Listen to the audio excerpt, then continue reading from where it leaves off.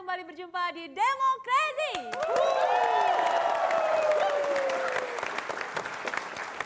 Ya, dan tentunya Demo Crazy akan selalu membahas berita dan juga masalah yang aktual dan dengan cara yang berbeda. Dan pada malam hari ini Dewan Parodi Rakyat akan mengadakan sidang yang akan membahas persoalan arus balik dan urbanisasi. Dan nanti kita juga akan mengikuti sebuah perbincangan yang akan membahas mengenai persoalan keuangan pasca Lebaran.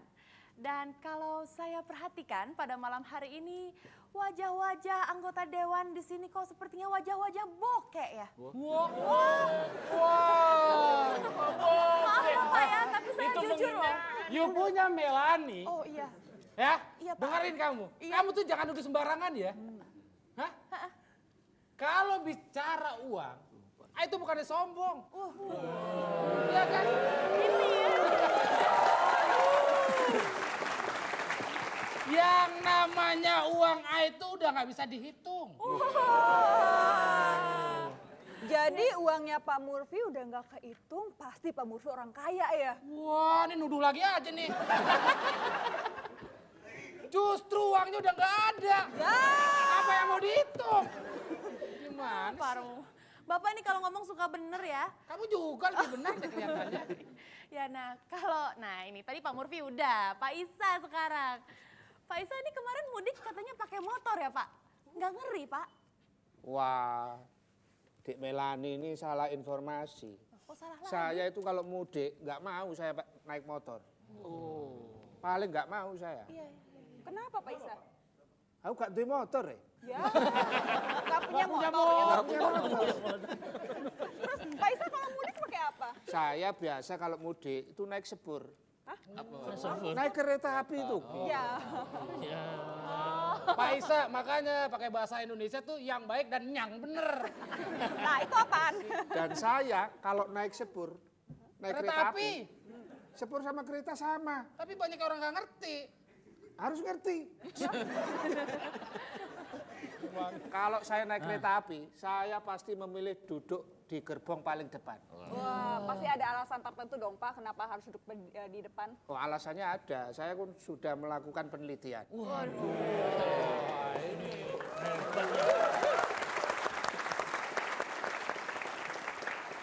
Hasil dari penelitian saya, barang siapa yang duduk di gerbong depan, itu akan nyampe duluan. Iya.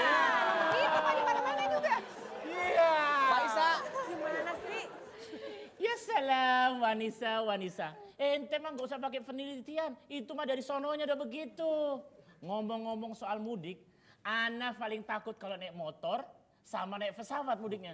Waduh, jadi you punya binyo takut sama ketinggian ya? Iya, Ana paling takut sama ketinggian. Waduh, ketinggian apa tuh Pak? Hah? Ketinggian apa? Ya ketinggian di atas pesawat itu, Ana paling takut. Oh, saya kira ketinggian harganya.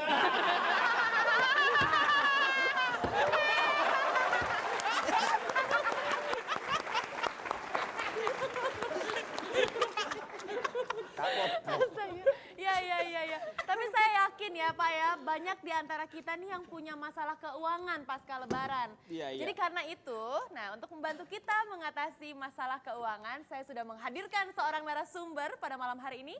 Seorang perencana keuangan, kita berikan tepuk tangan untuk Pak Sapir Sendok. Iya. Selamat malam Pak Sapir Sendok. Selamat malam Dek Melani. Iya. Wah, sering lupa saya kalau malam gini. Oh iya. Jangan sampai lupa ya Aduh, Pak ya. gimana? Ya, Pak Sapir nih bisa dikasih tahu nggak sih ke kita Pak, bagaimana Anda melihat kondisi keuangan setelah Lebaran ini Pak?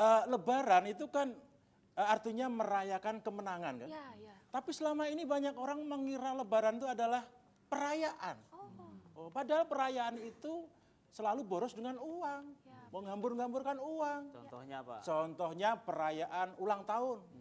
Ada ulang tahun 50 lilin. 100 lilin. Boros tuh Pak. Boros. Ya. Masa cuma ngambil lilin dari sini. Loh.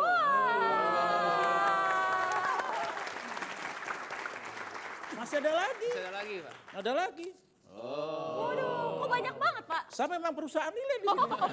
Lilin banyak di sini. Gak berat ini bawahnya ya? Ya ampun. Apalagi ulang tahun yang datang Pak Mucle. Wah, lebih parah lagi. Kenapa bawa Pak Mucle? Coba jelasin dong. Pak Musli itu makannya banyak, nggak bawa kado. Kan tekor, iya. Maluin aja sih. Pak Sapi. Siapa ya? Harus digabung. Kalau Sapir ke sana, Sapi sih. Oh, Pak Sapir, Ya. saya ini anggota dewan. Jadi saya itu sangat hati-hati dalam memberikan kado. Nanti salah-salah saya disangka gratifikasi. Iya dong. Apalagi kalau soal datang ke pesta, saya itu punya 2 tujuan. Yang pertama adalah sebagai ajang silaturahim. Yang pertama. Yang kedua. Yang kedua adalah sebagai perbaikan gizi. Iya. Itu. Ada satu lagi.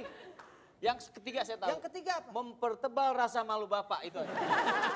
Iya. Coba saya ke Pak Sapir sebentar ya Pak. Ayo, silakan. Nih Pak Sapir, jadi gimana dong caranya supaya kita tuh nggak boros Pak?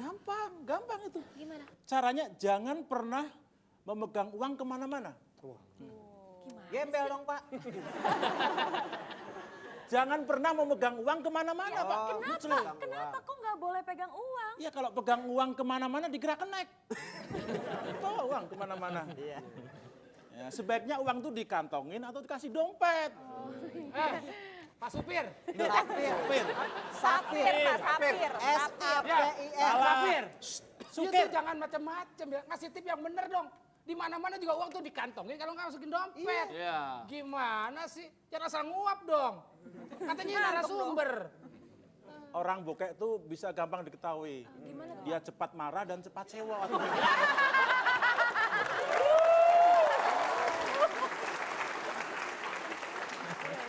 Dia sering terlalu tegang, nanti bisa darah tinggi. Iya benar Pak. Seperti itu, seperti tali aja. Tali kan bisa kendor, bisa kenceng. Kalau kenceng dia bisa putus nih, bisa kendor.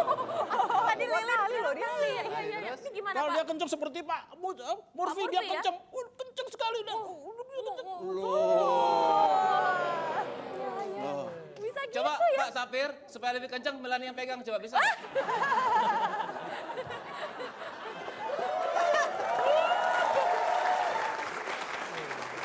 Tali-tali dia naik turun loh. Bisa naik turun. Kekencengan dia bisa kendor, stres. Maaf sebentar. Ini pakar keuangan apa pakar obat tradisional? Iya. Pak Sapir, tapi kan kalau mudik itu biasanya kan mengeluarkan biaya yang nggak sedikit gitu ya Pak ya. Betul. Gimana dong caranya supaya kita tuh nggak boros saat mudik Pak? Ada caranya. Jangan mudik terlalu jauh. Apalagi? Saya tadi udah nahan emosi nih. Pak, you punya tapir. Sapir. Pak Sapir. Tadi supir salah, tapir salah. Bapak tolong hargai nama seseorang. Nama seseorang itu pemberian orang tuanya. Emosi Pak. Begini Pak Sapi. You tuh jangan seenaknya ngasih tip dong. Masa mudik jangan jauh. Nah kalau ada orang yang pulang kampungnya ke Tegal, masa kita harus pulang ke Sukabumi yang deketan? Nemuin siapa? Enak aja. Loh, katanya suruh hemat, sekarang dikasih sewot ngotot. Ya. Kalau nggak punya uang gampang caranya. Gini lagi, nih caranya masih ada trik lagi. Hebat emang nih. Kalau mau punya banyak duit, kerja dong.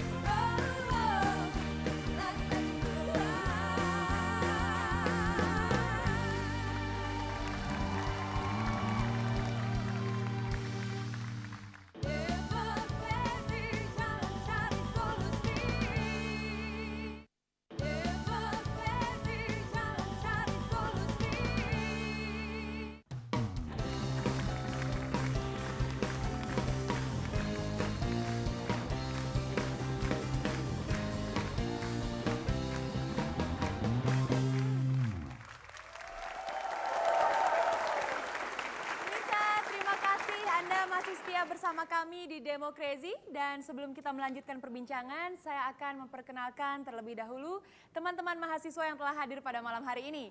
Yang pertama telah hadir teman-teman dari Universitas Pelita Harapan. Selamat datang Demokrasi. Dan berikutnya juga telah hadir teman-teman dari Gerakan Mahasiswa Hukum Jakarta. Crazy. Dan berikutnya juga telah hadir teman-teman dari Universitas Bunda Mulia. Jangan kalah semangatnya dong. Selamat datang di Demo Crazy. Dan berikutnya juga telah hadir teman-teman dari Universitas Pendidikan Indonesia Serang. Selamat datang di Demo Crazy. Nah, Mirsa, kalau sebelumnya kita sudah mendapatkan tips perencanaan keuangan dari Pak Sapir Sendok, sekarang kita akan mendapatkan tips perencanaan keuangan dari pakar perencana keuangan yang asli, yaitu Mas Sapir Sendok. Kita berikan tepuk tangan. Selamat datang di Demokrasi ya. Jadi Melanie untuk Ya. membedakan mana yang asli dan palsu Gimana tuh, Pak? dengan 3M. Apa tuh? Apa 3M tuh? 3M itu apa Pak? Melihat, Oh iya, meraba, menerawang. Jadi harus diterawang. Saya lupa tadi, saya pikir tadi menggali, mengubur. Itu buat 3M. berdarah, Pak. Buat demam berdarah. Oh iya. Pak Iwan, Pak Iwan beda, yang terawat dan tidak terawat kan? Iya, baik silakan. Ini kembar. Ini yang asli, aku yang ari-arinya yang ditambah. Kalau di Mangga 2 ini yang asli, itu yang KW1, Pak. Ya, saya langsung ke Mas Safir. Mas Safir, masalah keuangan pasca Lebaran itu selalu menjadi masalah yang klasik gitu ya. Iya, betul. Setiap tahun selalu terulang. Ya biar dijawab adik saya aja ya. Aku kalau di deket dia bawaannya ketawa melulu Iya ini. ya, maka harus banyak istighfar, Mas.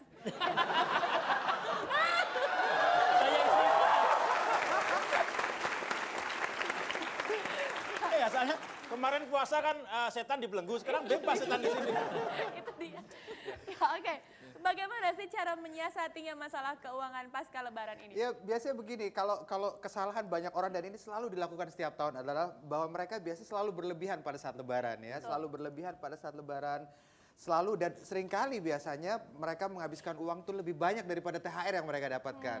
Jadi kalau misalnya mereka dapatkan gaji bulanan misalnya aja 2 juta per bulan misalnya, kalau mereka karyawan tengah-tengah lah gitu ya, kemudian mereka dapat THR juga 2 juta, seringkali untuk Lebaran itu mereka habisnya 5 juta. Itu sering sekali terjadi dan itu selalu terulang setiap tahun, selalu berulang. Dan efeknya adalah setelah Lebaran jadinya adalah mereka seringkali udah nggak punya uang sama sekali. Nah jadi caranya nomor satu yang paling penting adalah ketika selesai Lebaran, stop semua pengeluaran yang nggak perlu, betul-betul harus di stop. Ingat, biasanya pengeluaran itu cuma ada 3 ya, biasanya kalau nggak dia wajib, butuh, kemudian ingin. Wajib, butuh, wajib, ingin. butuh, ingin. Gampang sekali, wajib, butuh, ingin. Wajib, butuh, ingin. 3 hal itu ya. Dan inginnya ini betul-betul harus di stop. Nah biasanya pada bulan Ramadan kemarin yang namanya wajib dan butuh itu harganya meningkat. Tapi di bulan Ramadan kemarin kalau ingin itu biasanya turun karena diskon. Jadi sekali lagi di bulan Ramadan wajib dan butuh itu meningkat harganya, tapi ingin itu banyak yang turun karena didiskon. Nah itulah kenapa di bulan Ramadan kemarin dan Lebaran banyak orang itu membeli barang yang ingin tuh besar sekali. Dan biasa di bulan Ramadan ada 3 macam pengeluaran yang besar. Yang pertama busana, yang kedua elektronik, yang ketiga makanan. Wah itu semuanya. Selama Ramadan biasa 3 hal itu. Kalau kita bisnis, kita jualan 3 hal itu selama Ramadan kemarin, itu biasa laku. Nah di bulan setelah Lebaran, stop dulu ke 3 hal itu, kecuali kalau makanan jelas harus dibeli ya. Tapi pembelian busana, elektronik, dan makanan itu dikurangi dulu. Tapi Mas Safir bilang tadi bulan Ramadan seperti menjual busana gitu ya, itu Ya. masih laku ya. Ya. Itu dilakukan oleh Pak Mucele. Pak Kenapa Mucele dia? itu juga di bulan Ramadan kemarin mau Lebaran itu menjual busana-busana semuanya Pak Mucele ya. Tapi dari lemari sendiri.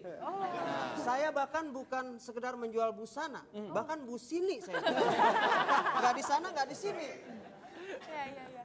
Lalu kalau inginnya kita itu kan pastinya dibanting sekali itu harganya ya. Iya, saat di bulan Ramadan kemarin, ya. betul ya. Nah itu menahan nafsu untuk belanja itu seperti apa sih? Wah. Ada triknya nggak sih Mas? Sebenarnya yang namanya menahan nafsu itu sulit. Ya, Bahkan saya akui itu sulit menahan nafsu, terutama nafsu belanja itu sulit sekali. Tapi prinsipnya ada 2 macam cara menahan nafsu. Yang pertama adalah imannya mesti kuat. Jadi banyak orang ketika dia datang ke mall, dia imannya harus kuat. Mau ada tulisan sale kayak atau apa, imannya kuat. Itu yang pertama. Tapi yang kedua adalah kalau misalnya itu udah nggak mempan, ada cara yang lebih ekstrim lagi. Nggak usah datang ke mall, tapi itu udah nggak disarankan lagi.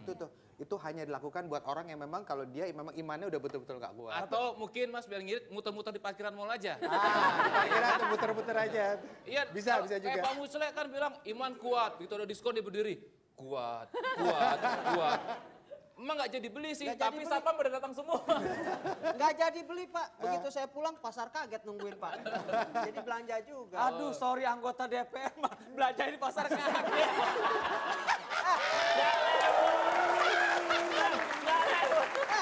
Dengar dulu, saya belum selesai bicara. silakan dulu. Saya itu orangnya merakyat. Walaupun rumah saya di kompleks, saya main-main ke kampung-kampung orang. Iya.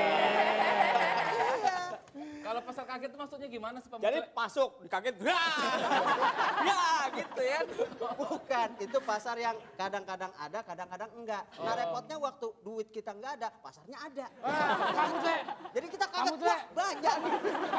Pak Mutle, saya agak sedikit keberatan. Kenapa? Pasar kaget kadang-kadang ada, kadang kagak. Nah. Bukan pasar kaget namanya. Pasar apa? Pasar siluman. Enggak, tadi kan baru dua Mas ya cara Iya. menahan nafsu belanja tadi itu. Iya, betul. Pertama kuat iman, Iya. kedua kalau bisa menghindari dari mall, Iya. terus apa lagi Mas? Oke, jadi pertama dia harus kuat iman dulu ya. Tapi kalau misalnya imannya udah nggak kuat, udah nggak ada cara lain, dia harus ya paling nggak dia harus menghindari keramaian. Yang ketiga juga penting adalah kita harus bisa mengatur lingkungan kita sendiri. Saya udah sering kali ketemu orang, dia mungkin biasa aja, habit belanjanya, kebiasaan belanjanya biasa, tapi karena dia punya teman-teman yang hobi belanja, dia pergi berlima ke sebuah pertokoan atau apa, tadinya dia nggak mau belanja, tapi karena dia melihat temannya belanja, itu belanja dan lain sebagainya, dan temannya bilang, kamu kok nggak ikut belanja sih? Sayang loh gitu. Maka dia ikut belanja juga. Jadi yang Harus menyendiri Pak Sapir. Iya. Nanti ini- disangka teroris lagi. Enggak, saya setuju tuh Pak Enggak, Ewel. itu bagus Pak Taufik. Sebenarnya Pak Safir Iya. ya, itu ide yang justru Pak Mucale ini luar biasa. Kalau ke mall Iya. lagi ada diskon, Maaf ajak Pak, kita. nggak ada teman yang lain selain Pak Mucale Pak. Saya ini akrab karena rumah saya dekat sama Kesian Pak dicela mulu tiap episode Pak. Bukan. Ini Saya contoh. tahu banget. Justru ini contoh yang baik, menginspirasi buat pemirsa di rumah Benar. juga. Kalau ke mall itu selalu ngajak kita berdua, kita perginya bertiga. Iya. Karena kalau di mall kan ada tulisan beli 2 gratis 1. Betul. Nah, jadi kalau kita berdua beli, gratisannya diambil dia. Ya, lumayan Pak, hemat ya. Iya betul. Terus Pak, Mas Tapi Safir bukan silakan. hemat pelit namanya. Silakan Bapak mau ikut Susah kapan-kapan banget Pak? nih ketawa lucu banget. Terus Mas Jadi Safir. yang paling penting itu jaga lingkungan kita. Iya. Kita mesti bisa atur lingkungan kita sendiri gitu ya. Jadi saya pernah dengar katanya 5 tahun kita bergaul sama maling, kita jadi maling. Jadi yang paling penting jaga lingkungan ya, jaga lingkungan dan Siskamling maksudnya Pak? Iya siskamling. Jaga lingkungan. Baik, tapi kan kalau godaan dari kiri dan kanan pastinya banyak ya Mas. Kayak Betul. big sale atau great sale sampai 70%, Iya. lalu ada buy one get one. Itu Betul. sebenarnya penting nggak sih kita memanfaatkan momen-momen sale seperti Iya. itu untuk berbelanja? Karena saya Iya. juga pernah dengar, Iya. oh lebih baik dihindari aja karena barang-barang yang dijual pun bukan barang-barang yang bagus gitu. Itu Iya. gimana Mas? Sebenarnya kalau kita menghakimi bahwa semua sale itu bohongan, itu nggak fair juga ya. Tapi prinsipnya adalah pedagang itu tahu bahwa kata-kata sale itu akan menimbulkan efek psikologis yang luar biasa. Itulah kenapa seringkali pedagang itu hampir setiap bulan sepanjang tahun mereka selalu punya tema sale. Sebut aja hampir tiap bulan sepanjang tahun, bulan Januari New Year sale, Iya. Februari Valentine sale. Kartini ada sale-nya. Di Jogja ada tuh Pak. Apa tuh? Selaan Seven tuh. Iya benar, benar banget, benar ya. Juni ada holiday sale, summer sale. Great Jakarta sale ya. Summer sale sejak kapan di Indonesia ada summer? Summer sale. Biasanya cuma ada kemarau sama musim hujan. Iya. Kan? Jadi Ada, harusnya Pak. benar kemarau sale. Di Indonesia ada summer Pak. Di mana tuh, Pak? Terutama musim hujan, summer geledek.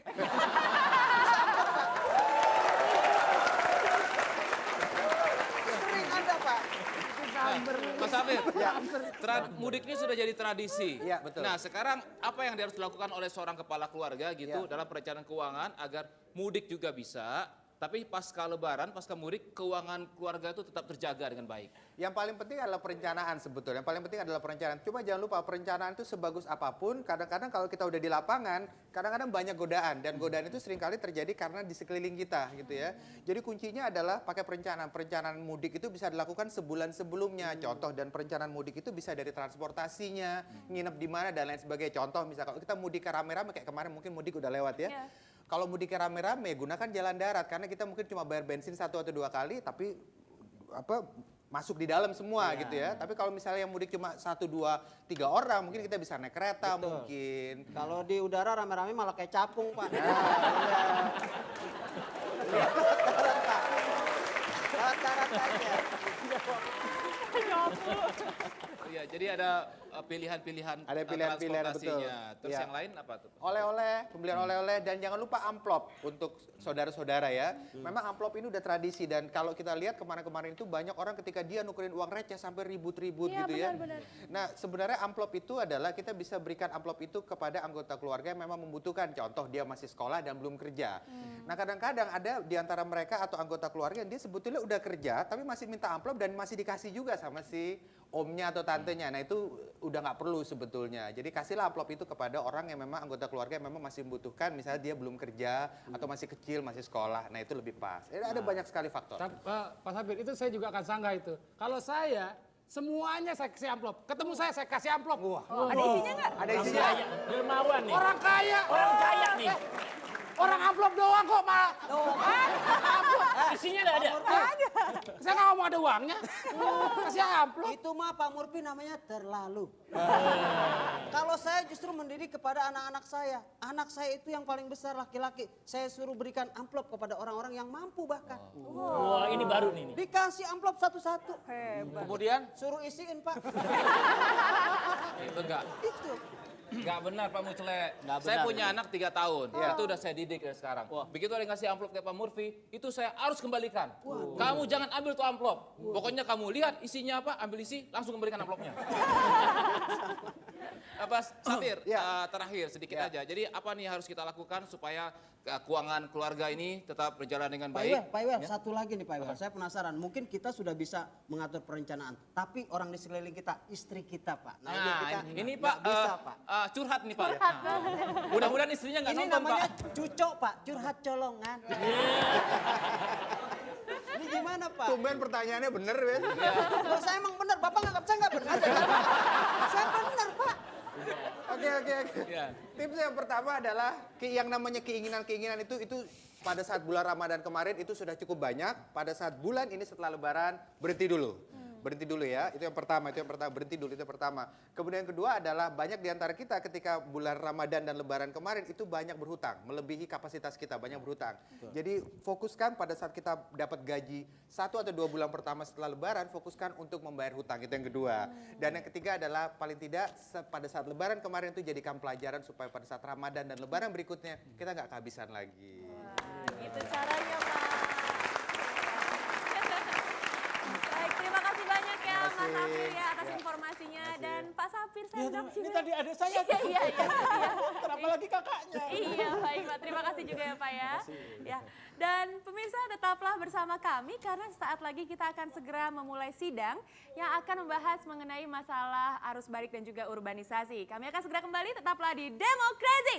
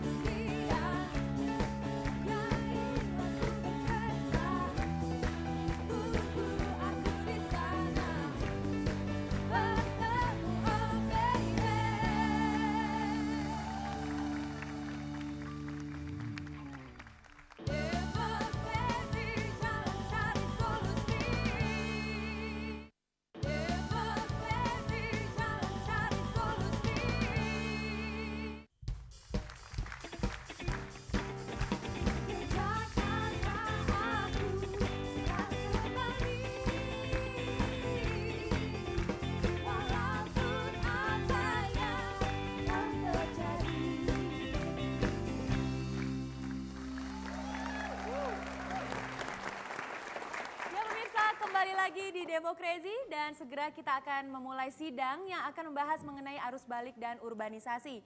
Untuk itu kami sudah mengundang 2 orang narasumber untuk hadir pada malam hari ini.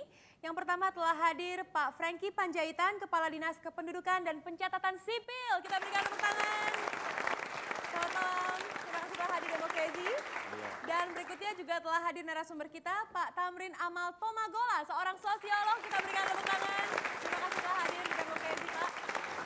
Dan silakan Pak Taufik. Ya baik, anggota Dewan yang terhormat, arus balik dan urbanisasi itulah yang akan menjadi agenda sidang kita malam hari ini.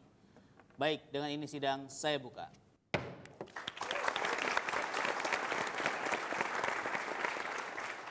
Ya, sebelum kita memulai perbincangan, kita akan saksikan terlebih dahulu sebuah tayangan yang menggambarkan fenomena arus balik dan juga urbanisasi berikut ini.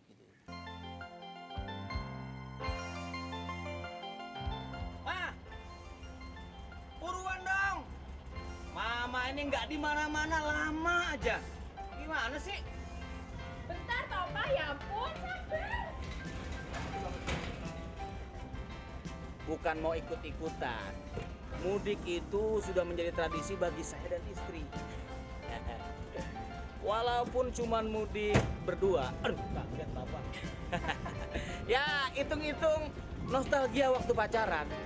Sekarang aja pacaran di mobil. Dulu pacaran di pohon asem. Lihat dong istri saya. Kayak Manohara. Ayo. Pulang kampung nih.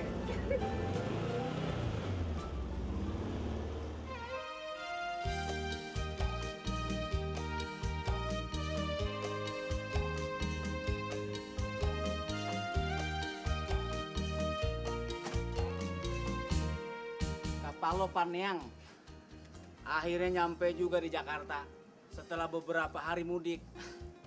Masalahnya yang ikut banyak banget. Maklum, yang mudik orang sukses, anggota DPR. Jadi orang-orang kampung pengen ketularan sukses. Ya nggak tahu. Mobil kita boleh nyewa. Pak, buka no iki. Apa sih, Mah? Aduh, mana sih lo nengok ini? Ini udah di Jakarta. Jangan ngomong bahasa Soviet aja. Ah, saudaranya banyak. Ayo turun. Tunggu dulu. Ini di Jakarta. Harus tahu situasi dan kondisi. Ini saudara kamu bukan? Bukan, dari mana tadi? Yang lain bening-beningnya ini butak banget. Saya bilangin, di Jakarta itu hidup nggak sembarangan. Harus punya skill, kemampuan. Jangan iya aja belajar. Ini lagi gabah di bawah-bawah ngapain? Supermarket banyak di Jakarta. Bapak bilangin, di Jakarta itu harus penuh keuletan, kesabaran. Hah? Enja. Sana. Apa-apa yang namanya di Jakarta itu duit. Semua duit. Nggak bisa bayar pakai telur, pakai duit. Banyak banget saudara kamu. Pak D bilangin, ya. Di Jakarta semua itu harus pakai uang. Sini, ya. Nah, sini ponakan-ponakan Pak D. Ini untuk melatih supaya kamu bisa beradaptasi di kota Jakarta yang serba uang, ya. Tolong keluarkan uang Rp50.000 masing-masing, ya. Ini sebagai latihan dasar supaya bisa beradaptasi di kota Jakarta yang apa-apa harus bayar. Tidur bayar, makan bayar, bahkan pipis juga bayar. Tolong 50.000 keluarin. Ayo. Pakai telur aja Pak, pakai telur Pak. Pakai telur lagi. Pak D udah punya. Bayar 50.000. Mah, tolong kamu kan bagian keuangan. Apa duitnya? Pak, sebentar, Adinda. Ya, silakan. Saya penasaran. Itu mirip Pak Topik yang tadi pulang Bukan, kampung? bukan. Itu Afgan. Afgan Maghrib. Itu Ajan. Ya, saya langsung ke Pak Franky ya Pak ya. Oke, Kalau kita melihat tayangan tadi itu merupakan satu gambaran nyata ya fenomena yang terjadi di Jakarta saat ini. Jadi setiap pasca Idul Fitri penduduk di DKI Jakarta ini selalu melonjak tajam Pak. Apakah memang betul seperti itu? Sebetulnya tidak melonjak tajam ya, tapi pasti punya pengaruh lah. Ya sebagai hasil proses Lebaran selesai biasanya itu memang ada penduduk yang bertambah. Seberapa signifikannya sih Pak pertambahan penduduknya? Ya 200 ribuan. 200 ribuan setiap tahunnya? Setiap tahun dalam kurun H-7, H+7 ya pantauan kita. Baik. Dan apakah tidak ada sebelumnya tidak ada penyaringan terlebih dahulu Pak dari razia kah atau dari berbagai macam usaha yang dilakukan oleh pemerintah Provinsi DKI Jakarta? Bukan hanya saringan ya, mungkin informasi dan sosialisasi kita sudah sampaikan kepada mereka dan termasuk kepada daerah-daerah yang kita anggap sebagai sumber ya tambahnya masyarakat di Jakarta kita sudah sampaikan. Ya, baik. Lalu saya langsung ke Pak Tamrin. Nih Pak Tamrin, kalau kita lihat ya Jakarta saat ini masih menjadi primadona ya bagi para pendatang untuk mengadu nasib. Ini seperti apa sih yang Bapak lihat saat ini kondisi di DKI Jakarta setiap tahunnya? Saya kira kalau dibanding dengan zaman sebelum reformasi dengan sesudah reformasi ada perbedaan yang cukup mendasar. Sebelum reformasi itu kan belum ada proses desentralisasi. Dan kemudian keuangan daerah itu sangat tergantung pada pusat. Nah, tapi sekarang ini banyak dana yang sudah dialihkan ke sana. Dan kemudian ada kegiatan-kegiatan di daerah. Sehingga ada kegiatan-kegiatan ekonomi yang sebenarnya menyerap tenaga kerja di daerah-daerah. Itu agak menahan. Sebelum reformasi itu lebih dahsyat itu harusnya itu lebih keras gitu. Nah, tapi orang mudik ini sebenarnya ada dua sebab yang paling utama. Sebab yang pertama itu sebenarnya ketimpangan antara pusat-pusat gula sehingga sebut-sebut dari daerah itu pada berdatangan. Jadi ketimpangan antara pusat dan daerah. Atau antara kota-kota metropolitan dengan kota-kota yang lebih kecil di sekitarnya.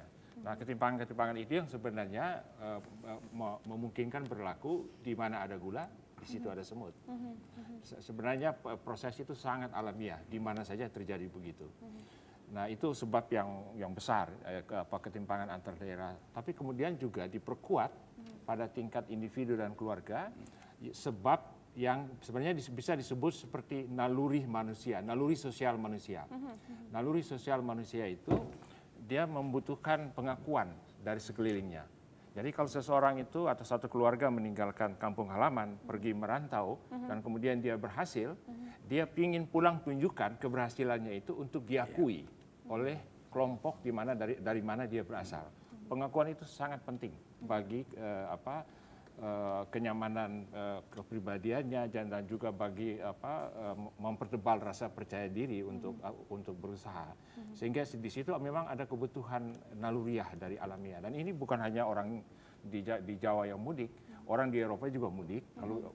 Kalau Natal ya, orang di Amerika Latin juga mudik. Dan itu suatu gejala yang cukup universal gitu. Orang Inggris kan bilang love is togetherness. Love is togetherness. Jadi kalau memang merasa saling sayang dan saling kasih, ya kita harus sering-sering kumpul. Orang Jawa bilang, mangan orang mangan, ngumpul. Asal ngumpul, oke. Ya Pak Franky, tadi sebutkan jumlahnya ada sekitar 200.000. Ini setiap tahunnya meningkat, apakah memang berkurang seperti disampaikan oleh Pak Tamrin tadi? Kecenderungannya menurun. Itu menurun ya? Jadi mungkin apa yang disampaikan Pak Tamrin, perkembangan daerah-daerah lain karena menurun itu emang karena kebijakan Pemda DKI sendiri, misalnya ada razia, kemudian ada operasi-operasi, atau memang karena di daerah-daerah tersebut mereka sudah banyak mendapatkan gula seperti yang disebut oleh Pak Tamrin tadi gitu. Tentunya semuanya memberikan dampak ya. Tentu aspek keuangan tadi juga memberikan dampak. Kedua, upaya-upaya Pemda juga tentu pasti ada manfaatnya. Interupsi. Ya, silakan Pak Isa. Berbicara mengenai arus balik. Saya sudah melakukan penelitian. Ini penelitian bener nih, kayaknya bener. Iya. Bapak kerja di LIPI Pak ya? Neliti mulu. Adik S3 mencapai berapa tahun? Saya S3 diambil adik saya 2 tinggal 1. Pokoknya menurut penelitian saya itu kenapa arus balik itu semua orang ikut balik. Jadi maksudnya Pak Isa itu kenapa setelah Lebaran itu banyak yang ikut arus balik. Arus baliknya banyak meningkat gitu ya? Iya. Itu Kalau menurut Wan Isa, kenapa begitu? Why? Ya karena namanya arus balik. Jadi semua orang harus balik. Coba kalau enggak Harus. Nih gue harus nih.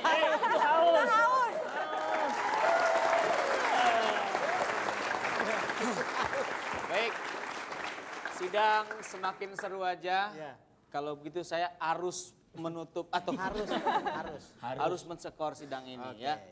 Baik, anggota Dewan yang terhormat, saya harus kalau harus minum Pak. Baik, dengan ini sidang saya skor.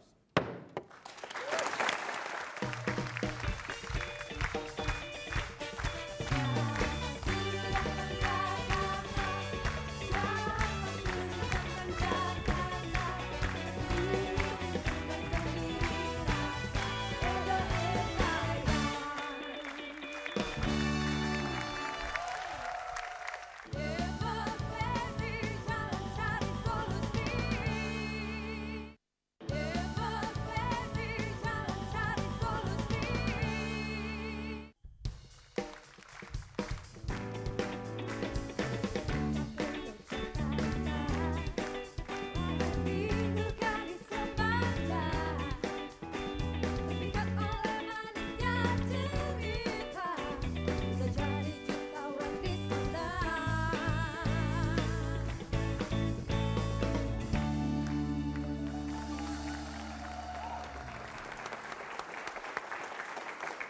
Pemirsa, kembali lagi di Demokrasi dan kembali kita akan lanjutkan sidang yang membahas mengenai arus balik dan urbanisasi. Dan sekarang saya akan langsung kembali ke Pak Franky lagi, Pak. Pak, dengan banyaknya orang yang datang ke Jakarta, tentunya membuat Jakarta jadi lebih sesak gitu ya, Pak. Dan masalah sosial jadi semakin bertambah, kemacetan semakin menjadi, dan tentunya pengangguran juga semakin bertambah. Ini gimana pendapat Anda, Pak? Sebetulnya kan urbanisasi itu tidak selalu merugikan. Asal yang datang pas, ya Pak Tamrin. Cuma persoalannya tujuan orang untuk pindah itu biasanya beraneka ragam. Ya. Persoalannya pada saat dia sampai di Jakarta belum tentu apa yang diharapkan tadi ada di Jakarta. Walaupun dalam satu sisi itu bisa akan memberikan jawaban pada mereka sendiri. Karena Jakarta itu apa saja dikelola dengan baik itu bisa langsung jadi sumber gitu ya. Ini memang jadi persoalan. Contohnya misalnya untuk urusan pembantu rumah tangga. Memang udah susah kalau kita cari dari sumber Jakarta itu sendiri. Memang harus kita datangkan atau orang lain yang harus bisa bantu. Atau misalnya kegiatan-kegiatan yang memerlukan kalian khusus, misalnya untuk proyek-proyek pembangunan jalan dan lain sebagainya. Mungkin itu yang menjadi persoalan. Lalu apakah sudah ada himbauan dari pemerintah sendiri untuk memberitahu kepada masyarakat di daerah untuk ya kalau mau datang ke Jakarta harus punya skill terlebih dahulu. Sudah sejauh mana sih upaya itu dilakukan, Pak? Seperti apa yang disebutkan tadi, sebetulnya kita nggak melarang ya orang datang ke Jakarta. Cuman persoalannya harapannya agar urbanisasi tadi atau kedatangan mereka ke Jakarta itu betul-betul bermanfaat. Makanya kita harapkan pada mereka tolong pelajari diri sendiri dengan segala macam kemampuannya atau potensinya. Siapkan dulu untuk kepentingan di Jakarta apa. Jangan hanya coba-coba ya. Coba-coba datang gitu kan. Dia lihat, oh nanti lihat di Jakarta aja. Itu yang mungkin kita harapkan jangan. Dan kita selalu memberikan gambaran kepada mereka, ini loh Jakarta. Dan itu sudah kita lakukan antara kerjasama dengan daerah-daerah yang kita anggap selama ini menjadi masalah untuk itu. Baik. Ya. Pak Tamrin. Ya, Pak Tamrin. Kalau tadi bicara sebutkan oleh pertanyaan Melani tadi itu soal skill, kemudian juga banyak orang yang datang ke sini kemudian akan jadi pengangguran. Nah, sebenarnya keahlian seperti apa sih yang minimal dimiliki oleh seorang yang berani atau nekat ke Jakarta? Datang ini? Jakarta gitu. Iya. Sebenarnya kalau kita lihat kalau kita berpikir secara sepintas, kita pikir bahwa butuh keahlian yang sangat khusus untuk datang ke Jakarta. Tapi ternyata kalau kita lihat data dari pekerjaan di Jakarta, kita banding antara sektor informal yang hampir tidak membutuhkan skill atau keterampilan dengan sektor formal, perbandingannya itu 70%, 30%. Nah, orang-orang yang baru-baru datang ini biasanya mereka berkecimpung di sektor formal dulu. Nah, kalau gampangnya itu misalnya jadi sopir atau pembantu dulu pada satu keluarga. Lama-lama nanti majikannya itu punya kantor, lama-lama dia bawa ke kantor. Lama-lama dia jadi sopir di kantor. Jadi secara bertahap. Sehingga itu strategi yang memang diterapkan sampai sekarang. Nah, jadi orang-orang ini sebenarnya tidak terlalu membutuhkan skill atau keterampilan yang cukup tinggi karena yang hanya 30% yang bisa yang menuntut itu. Nah, kemudian ada lagi sumbangannya. Kalau mereka datang dari beberapa daerah dan mereka tahu tentang makanan-makanan khusus dari daerah itu, kadang-kadang mereka buka rumah makan di Jakarta di sini, rumah makan Manado, rumah makan Jawa Timur, rumah makan macam-macam itu. Itu salah satu bentuk melihat peluang yang ada di Jakarta. Iya, jadi sebenarnya terjadi saling pinjam dan saling memperkaya antar budaya, terutama dalam bidang makanan. Dan itu memperkaya Indonesia sebenarnya. Sehingga untuk Jakarta itu berbagai macam suku dan budaya datang, itu sangat memperkaya. Jadi saya pikir barangkali dampak dari mudik balik dengan bawa orang dan urbanisasi ini ada negatifnya tapi lebih banyak positifnya saya kira. Kalau Pak Muslim mungkin Pak Muslim dulu waktu motivasinya itu dari kampung kan sekarang jadi anggota dewan nih gitu. Nah, dulu pengen apa Pak targetnya itu loh? Saya sebetulnya nggak muluk-muluk. Saya ke Jakarta cuma pengen lihat Monas doang, Pak. Kasihan banget. Tiba-tiba di Monas saya merenung. Kalau Monas menjulang begitu tinggi dan kuat, maka saya juga harus bisa seperti Monas. Tapi begini, itu salah satu filosofi yang saya punya. Saya masih ada persoalan yang mengganjal walaupun kita ramai-ramai datang ke Jakarta. Kenapa harus Jakarta? Apakah tidak daerah lain ini mencoba berpacu untuk sama secara kualitas menyamai dengan Jakarta. Jadi mereka tidak berbondong-bondong, Pak. Ini sama seperti apa yang dikatakan Bang Haji. Bang Haji pernah menciptakan lagu tentang Jakarta. Jakarta. Nggak ada musiknya. Jadi rusak lagunya. Ibu kota Indonesia. Ya, Jakarta. Saya aja yang musik. Tapi sebenarnya yang lebih memprihatinkan dan lebih berbahaya itu sebenarnya adalah mafia-mafia organisasi yang mengeksploitir keadaan ini. Nah, mafia-mafia organisasi yang mengeksploitir itu bisa mulai dari organisasi pengerahan pembantu, organisasi pengerahan sopir, organisasi pengerahan perempuan-perempuan muda untuk dijual di kota-kota besar di Jakarta, di Batam dan Bisa dan nggak sebagainya. organisasi pengerahan massa, Pak Tamrin? Bisa juga, bisa ya? juga. Nah, bisa juga pengerahan massa. Tapi Termasuk juga pengemis gitu Pak, juga ada organisasinya itu ya. betul, itu pengemis Di itu sini udah ada ketuanya, silakan bicara. Bukan. Dia lagi. Saya masih anggota. Pak Isa ketuanya ngomong dong, Pak.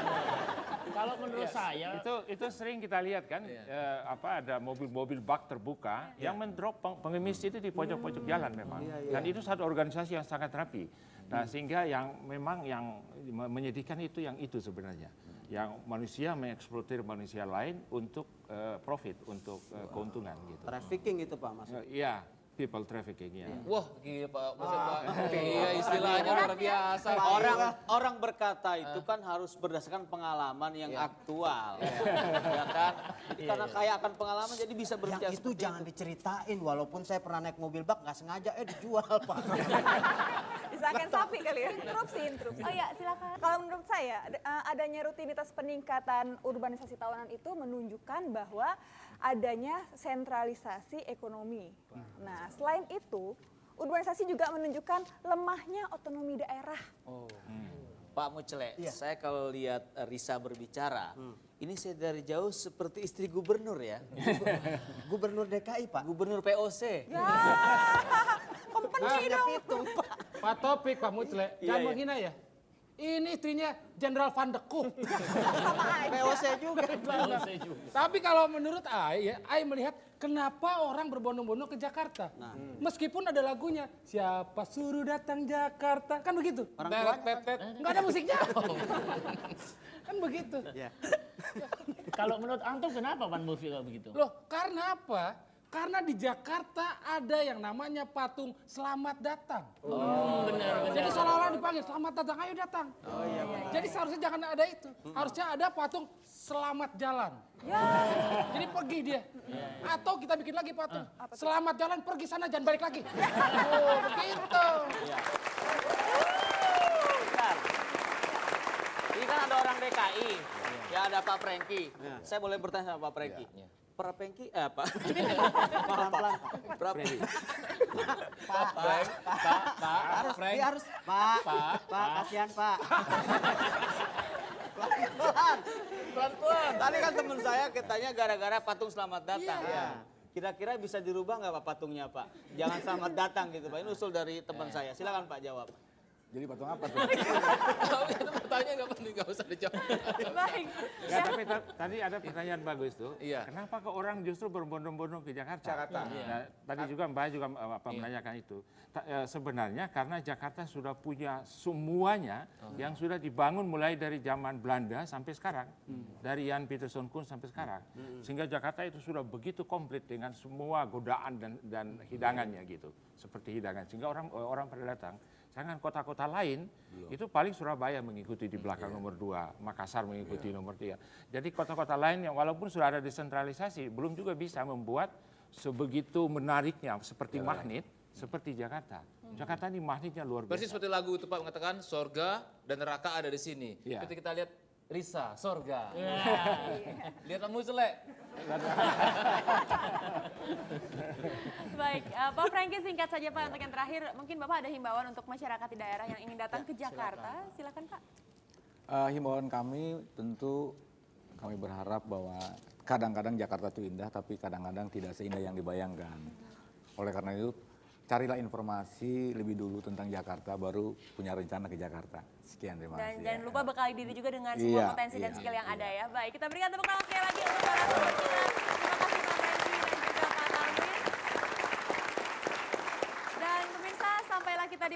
acara, jangan lupa untuk saksikan Solo Demo Crazy setiap hari Minggu malam jam 21.05 waktu Indonesia Barat. Dan silakan Pak Taufik. Baik, anggota Dewan yang terhormat, dengan ini sidang saya tutup.